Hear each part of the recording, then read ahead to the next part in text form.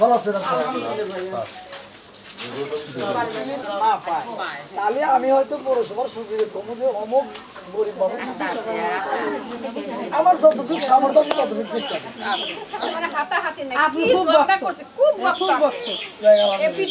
আচ্ছা আচ্ছা নিয়ে আসবো। উনি কি উঠতে পারবে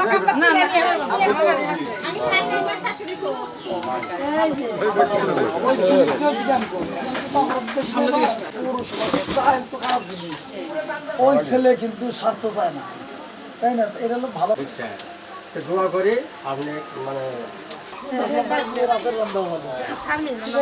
উনি দীর্ঘদিন যাবৎ অসুস্থ, চলাফেরা করতে পারেন না। আমাদের দলের এক কর্মী যে সালমা হাওয়া সহ আরও এই এলাকার কিছু বলছেন যে আমাদের একজন সমর্থক, বিএনপির সমর্থক, উনি দীর্ঘদিন যাবৎ অসুস্থ অবস্থায় আছেন, চলাফেরা করতে পারেন না। তো আমি নিজস্ব উদ্যোগে আমি ওনার একটা চলাফেরা করার জন্য হুইল চেয়ারের ব্যবস্থা করেছি। এটা কোনো কিছু পাওয়ার আশায় না, আমি আল্লাহর ভয় করি।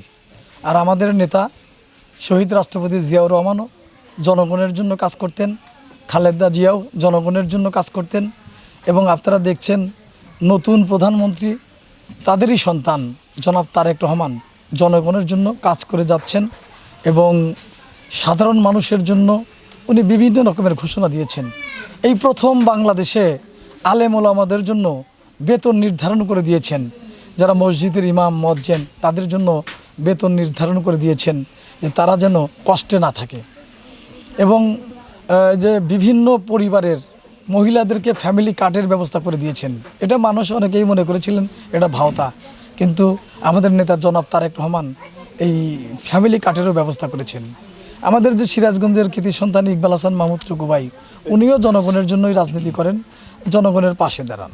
যখন শুনেছি যে আমার এই একজন মা দীর্ঘদিন অসুস্থ, সেই টানেই এসেছি এবং আমি একটা হুইল চেয়ারের ব্যবস্থা করলাম। এখানে আরও অনেক মানুষ দুস্থ অবস্থায় আছে, তো দোয়া করবেন, আমার জন্য দোয়া করবেন। আপনার এখানে এলাকার মানুষের কাছে আমি দোয়া চাই যে আমি যদি কোনো অবস্থায় যেতে পারি কখনো, তাহলে ইনশাল্লাহ এই তো গরিব অসহায় মানুষের পাশে আমি।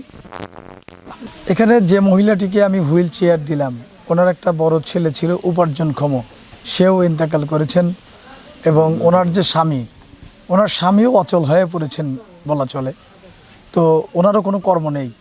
তো আমি আশ্বস্ত করেছি যে ইনশাল্লাহ ওনার একটা কর্মের ব্যবস্থাও আমি করে দেবো ইনশাল্লাহ, যাতে এই সংসারটা চলতে পারে সেই ব্যবস্থা আমি করে দেওয়ার ব্যবস্থা করবো ইনশাল্লাহ।